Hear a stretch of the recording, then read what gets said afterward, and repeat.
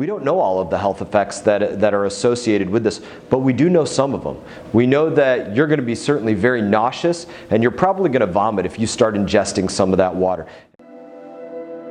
An algae crisis threatening our treasure coast. A cycle of despair and disgust amidst promises made and broken.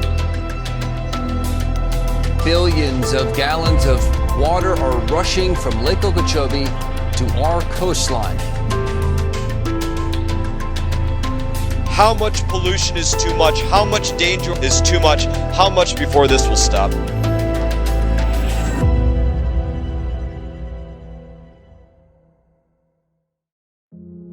Ten years ago, we weren't thinking so much about health. We didn't have the information yet.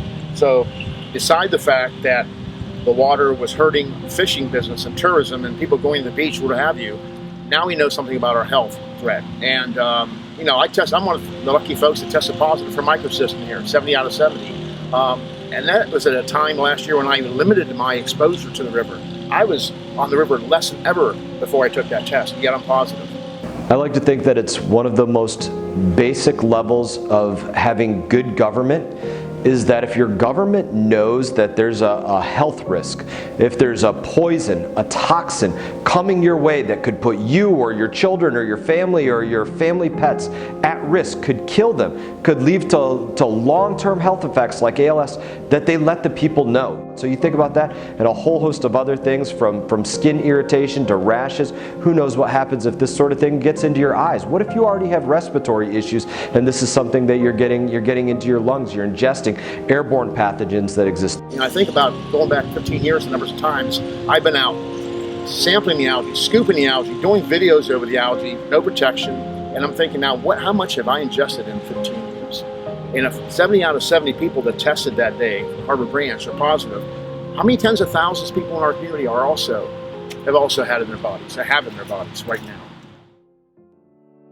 The EPA now says concentrations of microcystin produced by blue-green algae is unsafe at any level above 8 parts per billion. As you know, the cyanobacteria can form the harmful algal blooms, and then those can release the cyanotoxins, which are very bad for public health, for swimming, for drinking water.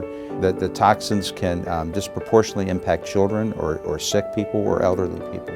So the EPA came out and said anything greater than 8 parts per billion microcystin in the waterway, too toxic for human contact, don't touch it, it's going to be very hazardous for your health.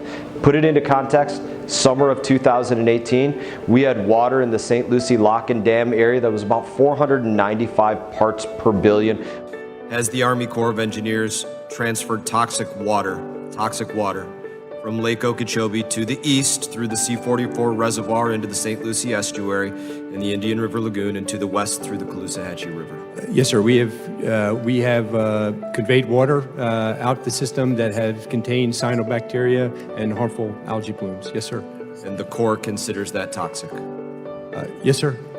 You think about those level of toxins that people were coming in contact with, the Corps of Engineers knowingly sending water downstream to epicenters of population, knowingly harming and literally poisoning these communities. What we did is, first of all, we do our own research, but then we also looked at the peer-reviewed science, the published science, and we took a look at everything that's out there on these toxins. What it means is we set these numbers, and states can then take those numbers and use the numbers to set their own state water quality standards, or they can use them for health advisory for beaches.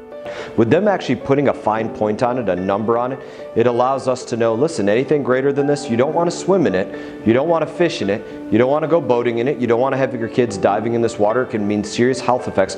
But what this means is we get to go out there and say to the Corps of Engineers, if you're discharging water that you know has greater than 8 parts per billion microcystin, you need to acknowledge that you are knowingly poisoning people downstream in a separate water body, epicenters of population that otherwise would not have to come in contact with that water. And so we are looking at the different algal blooms in different locations all around the country, and we're learning lessons too. What's causing the harmful algal blooms is the nutrient loading. It spurs the growth of the harmful algal blooms.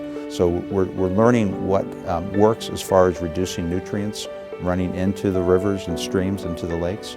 and using those lessons in other parts of the country. There are a lot of health effects that we know exist, and there's some that we don't know that much about.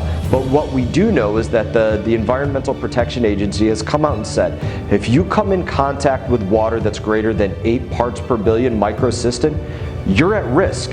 You're poisoning your body if you come in contact with that.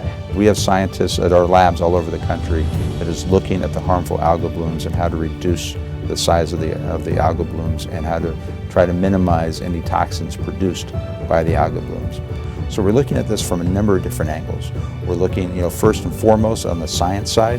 What are the limits on where should we set the limits for the toxins to make sure that we are protecting children and elderly people?